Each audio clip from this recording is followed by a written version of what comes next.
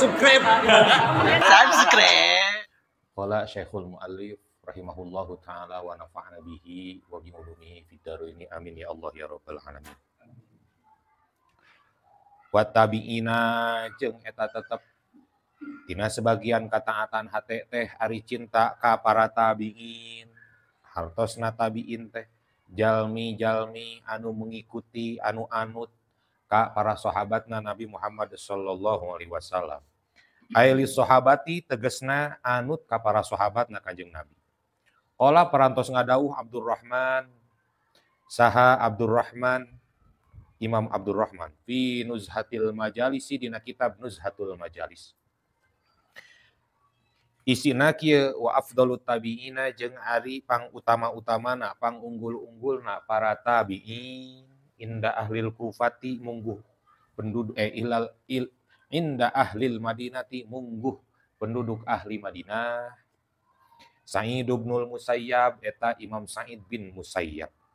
Wa inda ahlil kufati jeung mungguh penduduk Kufah eta Uwaisun ari Uwais Al-Qarni.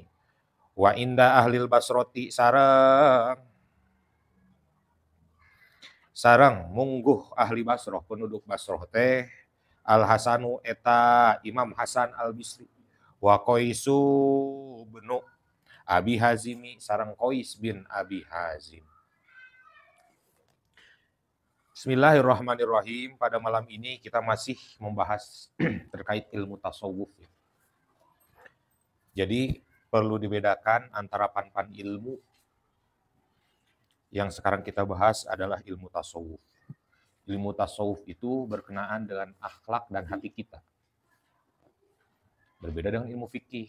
Jadi kitab Bahjatul Wasail ini dalam satu kitab membahas 3 hal yang terkait dengan 3 pan keilmuan.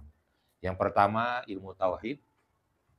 Di awal-awal 1/3 kitab ini berisi tentang ilmu tauhid. Maka kita pelajari begitu banyak yang kita pelajari dari sifat-sifat Allah, sifat yang wajib sifat yang wajib bagi Allah, sifat yang mustahil bagi Allah, kemudian yang wajib bagi Nabi dan seterusnya. Kemudian masuk ke sesi yang kedua, 1/3-nya itu adalah membahas tentang ilmu fikih. Maka di sana dibahas tentang bab sholat, bab toharoh, walaupun tidak spesifik membahas tentang, ada bab tersendiri tentang toharoh, tapi di dalamnya ada. Sampai kemarin hajinya beres. Sholat, zakat, puasa, haji, dan seterusnya. Nah, pada fase berikutnya dalam kitab ini, 1/3-nya itu membahas tentang ilmu tasawuf. Maka yang dibahas tentang hati dan akhlak orang. Bagaimana cara kita bersosialisasi. Kumaha adab-adaban orang. Termasuk hati. Nah, masih dalam rangkaian itu, maka sebagian dari ketaatan hati ialah mencintai para tabi'in. Jadi generasi ketiga mungkinnya Nabi, sahabat, tabi'in. Siapa tabi'in? Tabi'in itu ialah orang yang hidup pada masa sahabat dalam keadaan Islam dan meninggalnya pun dalam keadaan Islam. Itu tabi'in. Jumlahnya berapa? Banyak pisan atuh. Cacak sahabat juga tidak terhitung. Sahabat itu ialah orang yang hidup dalam keadaan Islam dan mati dalam keadaan Islam dan pernah berjumpa dengan Rasul. Itu tidak terhitung. Menurut sebagian ulama jumlah para sahabat itu 100.000. Dilihat dari apa? Dari jumlah para sahabat yang mengikuti haji wada bersama Rasul. Berarti yang mengikuti haji wadanya 100.000 bukan berarti jumlah sahabatnya segitu. Karena berarti banyak kan sahabat yang tidak mengikuti haji wada juga. Yang kebetulan pada saat itu dalam keadaan sakit. Atau sedang ada keperluan lain bisa saja. Sehingga itu minimalnya 100.000 teh.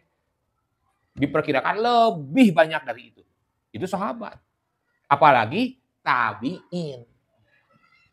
Gitunya. Nah, jadi para tabi'in itu ialah secara etimologi artinya orang yang mengikuti. Orang anu anut, anu turut dalam konteks ini kepada para sahabat. Jadi secara tidak langsung disebut muridna sahabat.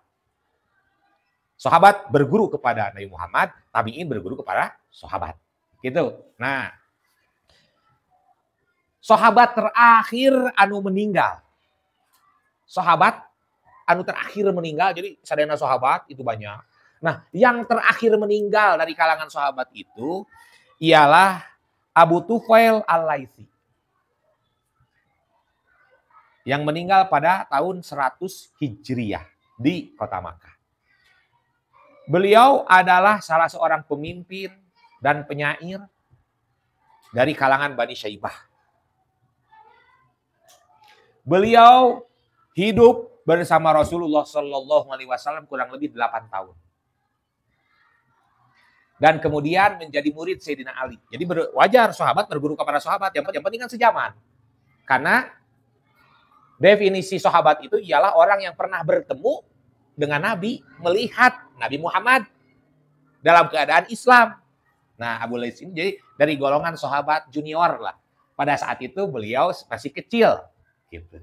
Sehingga bertemu dengan Nabi itu 8 tahunan. Setelah itu beliau mengikuti Sayyidina Ali. Sampai beliau termasuk ke dalam pasukan Sayyidina Ali dalam perang Siffin, perang Jamal, dan perang-perang lainnya. Gitu. Nah, tatkala para sahabat yang lain sudah meninggal, beliau masih hidup. Karena apa? Karena masih muda teh. Nah, sehingga beliau termasuk orang yang sahabat yang paling akhir. Jadi terakhir sahabat itu adalah beliau, yang lain sudah meninggal, beliau masih hidup. Sehingga dengan meninggalnya Abu Laits itu menandakan habis era sahabat masuk ke era tabi'in. Bukan berarti semasa Abu Laits hidup tabi'in tidak ada, bukan. Karena bisa saja orang yang hidup pada zaman Nabi Muhammad pun itu tidak masuk dalam kriteria sahabat, tapi masuk dalam kriteria tabi'in. Siapa contohnya? Siapa contohnya? Contohnya adalah Uwais Al-Qarni. Imam Uwais Al-Qarni itu hidup pada masa Nabi. Hidup pada masa Nabi.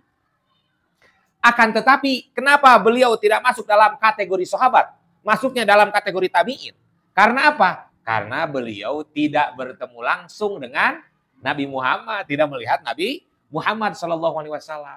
Karena pada saat beliau ingin sowan, ingin bersilaturahim kepada Nabi Muhammad di Madinah, Nabi Muhammad sedang tidak ada di rumah, sedang berangkat perang dengan para sahabat yang lain.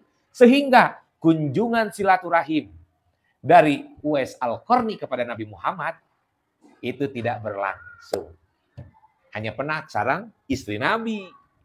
Sehingga walaupun beliau hidup pada masa Nabi dan memungkinkan bertemu dengan Nabi Muhammad, karena ternyata tidak bertemu, akhirnya masuk dalam kategori tabi'in. Gitu. Jadi hanya bertemu dengan sahabat yang lain. Gitunya. Abu Laits Al-Laitsi, Abu Tufail Al-Laitsi. Abu Tufail, maaf ya. Tadi salah kata. Abu Tufail Al-Laitsi.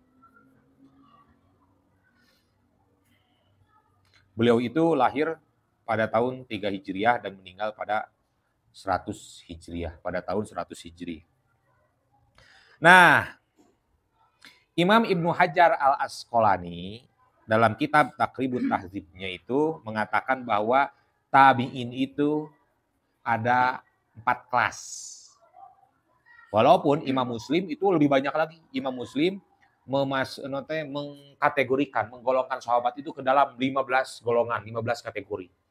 15 kelas. Dalam menurut Imam Muslim. Dari mulai yang paling tinggi itu ialah para tabi'in yang berguru dan atau berguru gitunya kepada para sahabat yang dijamin masuk surga. Itu derajat tabi'in yang paling tinggi. Nah, tetapi kumargi 15 panjang teuing. Wah, jadi kita ambil kelasnya sedikit we.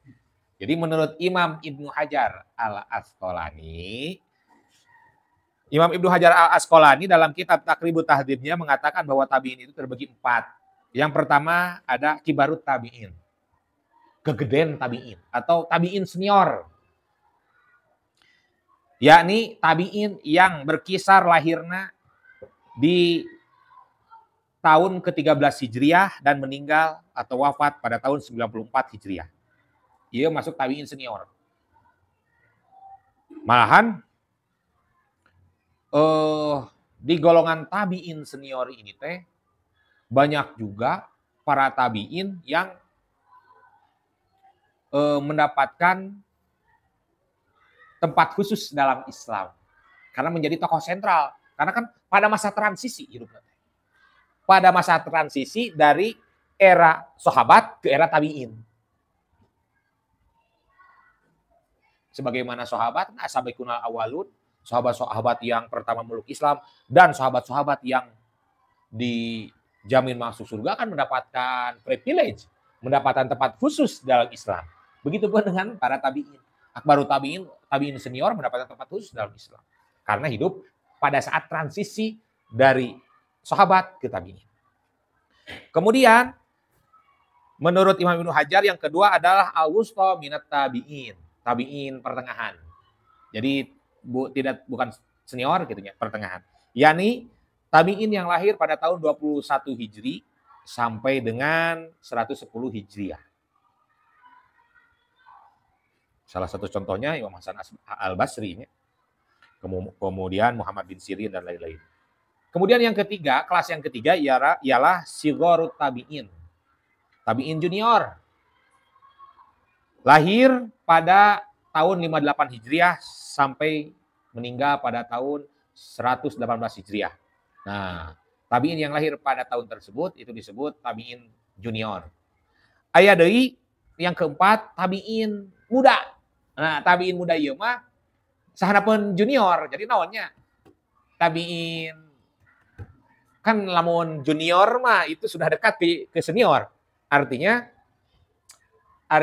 tidak begitu jauh lah. Mun aya junior, jadi kalau ibarat lamun diibaratkeun di kalangan santri mah santri nunggu sekolot anu geus ngamasatena eta senior, santri anu ngora karek sataun, kemudian eta junior, aya santri anyar karek sapoe 2 poe. Nah, santri anyar ya gitulah.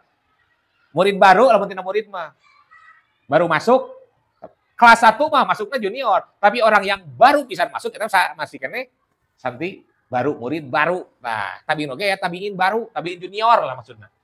Ya, ini tabi'in yang lahir pada tahun 61 Hijriah dan meninggal sampai 181 Hijriah.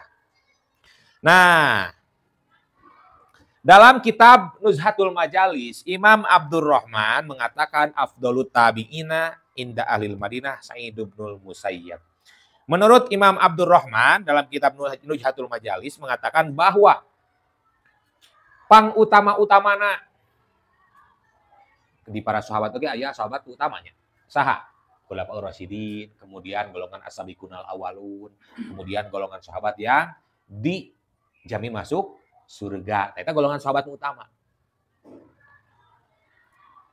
Nah, dalam tabi'in juga ada afdalut tabi'in, tabi'in anu utama-utamana inda ahlil Madinah, di golongan ahli Madinah, di penduduk Madinah itu ialah namanya Sa'id bin Musayyab. Sa'id bin Musayyab itu lahir pada tahun 15 Hijriah dan meninggal pada tahun 94 Hijriah. Ini Sa'id bin Musayyab termasuk perawi hadis anu produktif oge. Kemudian wa inda ahlil Kufah, dan di penduduk Kufah itu golongan tabi'in anu utami itu ialah Uwais Al-Qarni. Sanu teu terang ka Uwais Al-Qarni.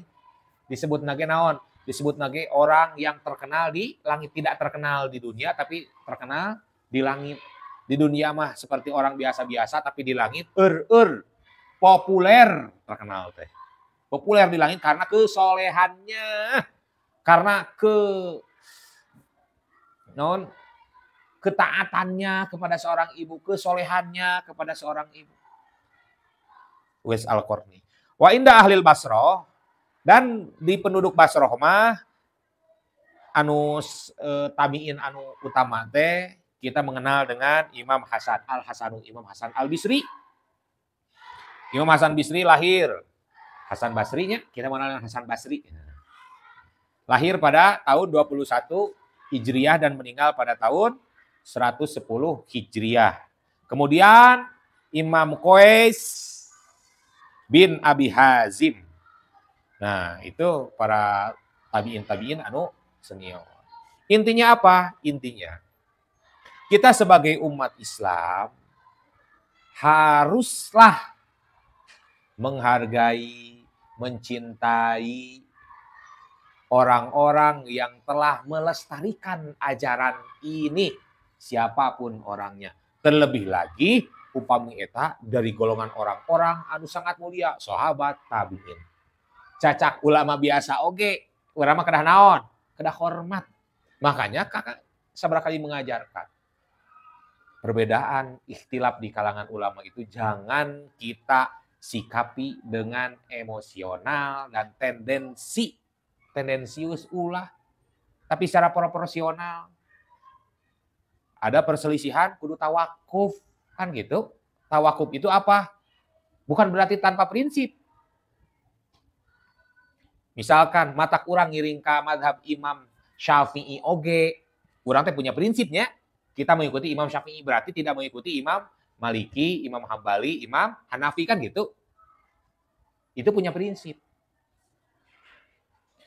Yang salah itu tatkala kita mengikuti Imam Syafi'i dan menganggap sesat, menganggap salah, menyalahkan, apalagi menghina imam-imam yang lain, itu salah. Itu yang nggak boleh. Misalkan ada para ulama berselisih, berdebat, boleh saja kita mempunyai keyakinan bahwa pendapat ini lebih pas untuk saya. Tetapi jangan kita menghina yang lain. Itu yang salah. Kan kemari, kakak nggak bagikan potongan video cuplikan itu, tawakuf. Begini-begini. Banyak anu naros melalui WA. Ente mah punya prinsip. Ente mah punya prinsip. Jika cenah Islam, umatna jika ente itu punya prinsip, setiap hal itu kita teh berada di tengah, netral, abu-abu, maka bahaya. Berarti salah persepsi. Bukan begitu maksud kakak. Tawakuf itu bukan tidak punya prinsip. Tawakuf itu kita tidak ikut campur pada perselisihannya. Pada papasehan nama orang tengiluan. Tapi kita mengikuti pada ajarannya. Pada pendapatnya bisa kita ikuti. Akan tetapi yang kita ikuti itu adalah pendapatnya. Jika pendapatnya yang kita ikuti, maka bukan berarti pendapat yang lain itu kita salahkan atau kita anggap sesat. Bukan. Kita hormati karena itu adalah buah intelektual. Buah pemikiran. Nah, contohnya kemarin. Gara-gara Kiai Haji Imaduddin Utsman membuat tesis bahwa nasab Habib itu terputus. Naon hikmah? Semua orang akhirnya ngorek-ngorek, membaca. Anu tarana maca ge.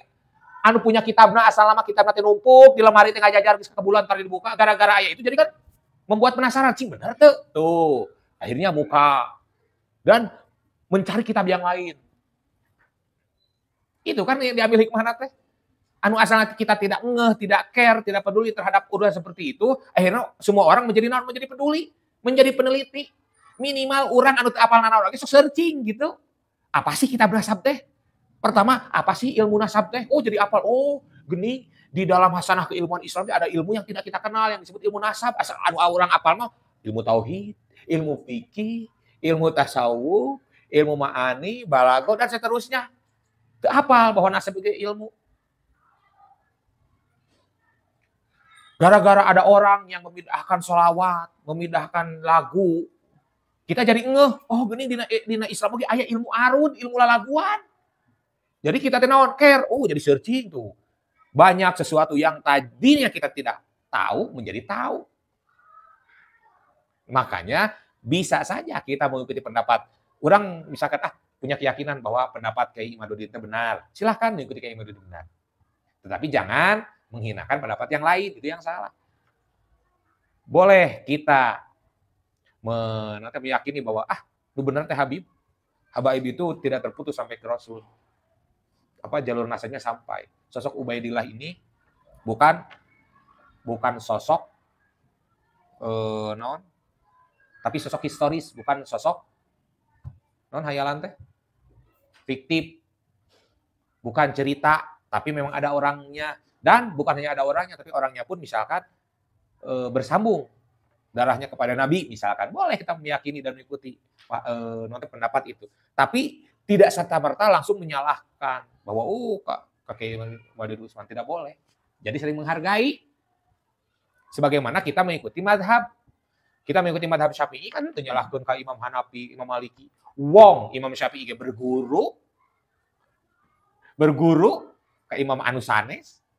Wong Imam Ahmad bin Hanbal juga guru nate ka Imam Syafi'i. Gitu. Jadi maksud kakak paham tuh? Soalnya rame gitu. Dah kan di dunia medsos mah segala salah. Orang nyaros kieu salah, cek si A.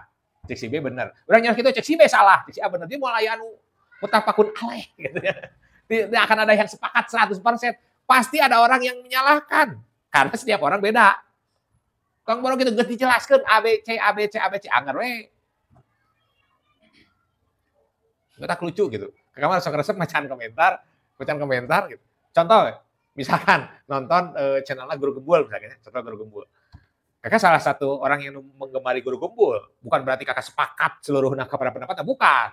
Akan tetapi hasanah keilmuan anak gitu, dia bisa mencari berbagai referensi, walaupun referensinya terbatas karena memang bukan bidang keahlian anak.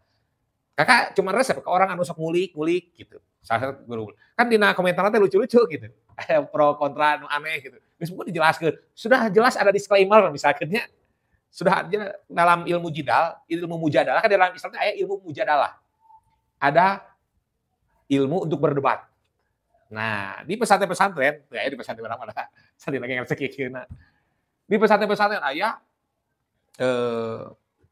lomba berdebat. Dalam lomba berdebat anu diieukeun kan satu tema misalkan. Nah, A ada dua pendapat. Nah, si A nyepeng ieu, B kelompok B nyepeng ieu. Bukan berarti si B itu sepakat dengan apa yang dia argumenkan, akan tetapi ilmu debat itu harus memenangkan argumennya. Gitu, bukan berarti itu pengikutnya. Karena ari di urang mah di kita orang itu suka menghukumi, suka menjudge sebelum dia tahu latar belakang sesungguhnya. Dalam ilmu mujadalah kan gitu, dalam ilmu mujadalah mah. Misalkan pemerintah menaikkan BBM. Sok dalam ayatnya lomba debat. Kelompok A itu harus membuat argumen mendukung pemerintah. Kelompok B membuat argumen anti pemerintah. Nah, bukan berarti si A itu memang pro pemerintah, si B anti pemerintah, bukan. Tapi mah debat dalam hasanah keilmuan, saling melatih argumen, kan ada disclaimer. Apa yang saya ceritakan bukan berarti apa yang saya yakini. Seperti hanya pembawa berita. Gitu. Lamun pembawa berita nggak beritakan kampanye partai A, bukan berarti dia pengikut partai A. Hanya menceritakan. Gitu. Aya disclaimer nah. Dari di netizen mah aduh rupa-rupa. Begitulah. Karena otak manusia berbeda, daya tangkapnya pun berbeda-beda. MUI Cimahi badai ngadamel menginisiasi pembangunan Islamic Center. Karena menganggap Islamic Center adalah hal yang sangat fundamental dalam sebuah peradaban manusia. Aya we jalan itu setuju. Islamic Center itu harus didirikan atau layaknya didirikan di tempat minoritas muslim sebagai pusat kegiatan Islam. Misalkan di Amerika, kan neangan masjid hese. Hoyo ngaji hese ke mana? Maka didirikan Islamic Center pusat Islam juga sehingga orang lamun bade Jumatan mereka tepatnya kayak kadinya. Kaharti memang logis. Sehingga tidak cocok di Indonesia ada Islamic Center wong masih daya di mana gitu. Nah, tapi kan konteksnya bukan itu. Konteksnya Islamic Center itu adalah pusat. Lamun jadi aya puru, aya cabang berserakan di mana-mana, harus aya sentralna, harus ada pusatna, pusat komandona, pusat kegiatanana. Ya itulah Islamic Center, pusat kegiatan Islam. Bukan berarti tatkala ada pusat kegiatan Islam, Islamic Center, kegiatan Islam di tempat lain harus mati, bukan. Justru harus makin hidup, gitu. Nah, tetapi kan karena pikiran orang berbeda-beda, seperti itulah. Seperti para pengkritik ya, ari motor jeung mobil di urang di Indonesia, loba keneh motor, loba keneh mobil. Banyak mana mobil dan motor? Banyak motor. Ya, jumlah motor di urang, aduh Masya Allah. Eta pabrik Honda ngaluarkeun sabaraha juta per bulan unit. Nah, sehingga polisi teh salah cenah buat aturan teh. Masa mayoritas harus memasang tanda, kan lampu motor hurung sebagai tanda. Harusnya minoritas. Minoritas itu membuat tanda khusus bahwa dirinya ada supaya ku mayoritas itu kageleng, itu katabrakan gitu. Oh, secara eta mah karti oge, tapi menurut Kakak justru salah logika. Logikana ulah karena minoritas mayoritas. Motor teh leutik benar leutik, kudu aya tanda ya urang teh leutik. Sireum teh ratusan misalkan di hadapan urang. Ku sableutik urang teh katingali, urang teh hiji tapi sireum loba. Urang leumpang bisa kageleng, katincak, bisa terinjak itu semut. Walaupun semut itu banyak, maka harus pakai tanda. Setiap sireum bawa bendera putih misalkan. Jangan oh itu sireum. Urang teh ngalengkah ka mana? Kan gitu logikana. Aya deui, nya resep lah kadang ngomong gitu. Jadi dalam ilmu mantik itu aya teh logika yang salah. Logika itu benar, tapi sebetulnya salah, tapi jika benar. Contoh, labelisasi halal. Urang cenah kuduna labelisasi halal teh berada di tempat anu minoritas muslim. Di Amerika atau di Bali atau di mana. Supaya orang Islam teh membeli barang teh, oh iya halal lima labelan. Jika benar. Tapi ada di tempat anu mayoritas muslimah. Justru kudu ayatnya labelisasi haram. Karena barang yang sedikitnya itu bukan barang halal, tapi barang haram. Yang jadi pertanyaan, daek tuh mau tidak orang melabelkan dirinya haram? Kan tidak mau, karena ini mah ilmu marketing. Jangan membeli produk saya, karena produk saya begini, moal daek. Malahan mah anu haram oge hayang dihalal-halalkeun. Ilmu marketing. Mencari mayoritas, orang yang digemari oleh mayoritas. Makanya ada label halal, bukan label haram. Label haram moal aya nu eta masing minuman keras oke, tidak ingin melabelan dirinya haram. Tidak ingin membuat image negatif untuk brandnya sendiri, walaupun memang negatif. Tapi tidak ingin weh. Jadi sok dibalik-balik gitu logika. Ya itulah, tapi kita harus menyikapnya dengan bijaksana. Artinya begitulah salah satu gambaran manusia secara umum. Kembali deui kanu tadi, makana perlu ada proses pertemuan langsung. Talaki, sorogan. Jadi dalam kitab Ta'limut Ta'lim, santri yang paling bagus itu belajarnya itu sampai bisa melihat mulut guru. Nah, kunaon dalam batasan guru dan murid. Itu tidak ada batasan antara ikhwan dan akhwat. Kunaon guru bisa ningali istri, bisa ningali santri istri. Karena harus terlihat letah kakak teh. Jadi sehingga terlihat maksud dari guru itu ngomongnya apa. Kamana arahna, kumaha pembicaraanana.